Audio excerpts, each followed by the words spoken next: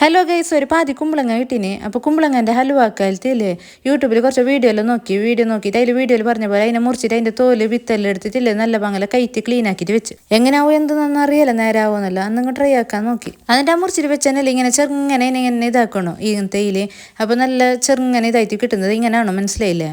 ഒരു ചട്ടി ഗ്യാസിൽ വെച്ചിട്ട് അതിൽ കുറച്ച് നെയ്യ് കൂട്ടിയിട്ടില്ല, അതിലേക്ക് പറങ്കട്ടയും മുന്തിരിങ്ങ ഇട്ട് ഉണക്കമുന്തിരിങ്ങവും കൊട്ടയും അതിനെ കുറച്ച് ഫ്രൈ ആക്കിയിട്ടില്ലേ അതിനെടുത്ത് അങ്ങനെ മാറ്റി വെച്ചിട്ട് ബാക്കിയുള്ള അത് നെയ്ക്കില്ലേ കുമ്പളങ്ങ ഇട്ട് കൊടുത്തു. കുമ്പളങ്ങ നല്ല വേവണല്ലേ, അപ്പോൾ തണ്ണിയൊന്നും കൂട്ടണമെന്നില്ല, കുമ്പളങ്ങ തന്നെ അല്ലേ തണ്ണി ഉണ്ടോ.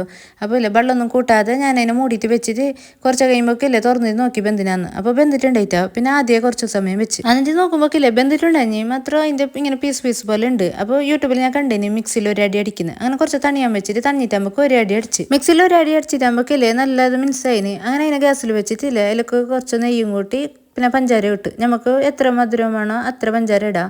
നല്ലോണം മധുരം വേണമെങ്കിൽ നല്ലോണം പഞ്ചാര ഇട്ടാൽ മതി. അങ്ങനെ നല്ല എല്ലാം ഇട്ടിട്ട് നല്ല പകരം മിക്സ് ആക്കിയിട്ട് നമുക്ക് നല്ല തിളക്കുന്നുണ്ട്. ഞാൻ കുറച്ച് പിന്നെ കളർ ഇട്ടിന് മഞ്ഞ കളർ. അപ്പോൾ ചുവന്ന കളർ മഞ്ഞ കളർ വേണ്ടിയത് ഇടാം. എന്നിട്ട് ഇതിലേക്ക് ആ പറങ്ങട്ട മുന്തിരിങ്ങാലും ഇട്ടിട്ടില്ലേ നല്ല തളിച്ചിട്ട് നല്ല ബന്ധിട്ട് നല്ല സെറ്റാക്കിയിട്ട് വെച്ചിട്ട് ഞാൻ ചോറ് വയ്ക്കാൻ പോയി. ചോറ് വെച്ചിട്ട് വന്ന് ഞാൻ കുറച്ച് എടുത്തിട്ട് തിന്ന് നോക്കി. അപ്പോൾ നല്ല പാങ്ങണേ കണ്ട പോലെ നല്ല ടേസ്റ്റ് ഉണ്ട്. അപ്പോൾ കുമ്പളങ്ങ ഉണ്ടെങ്കിൽ നിങ്ങൾ ട്രൈ ആക്കി നോക്കൂ. Okay, by.